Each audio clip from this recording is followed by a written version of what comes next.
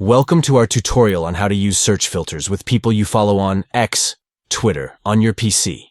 Let's walk through the steps together. To get started, input your search query into the search box located at the top of the Twitter page. Once you've entered your search query, your results will populate with a mix of posts, photos, accounts, and various content types. To specifically filter your search results to show content only from people you follow, locate and click on the Search Filters option. Within the search filters, select the From People You Follow option to refine your results and focus on content specifically from accounts you follow on X, Twitter on your PC.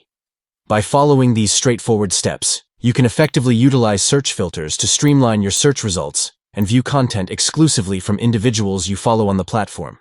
Thank you for joining us. We hope this tutorial has been informative in demonstrating how to use search filters with people you follow on X, Twitter on your PC.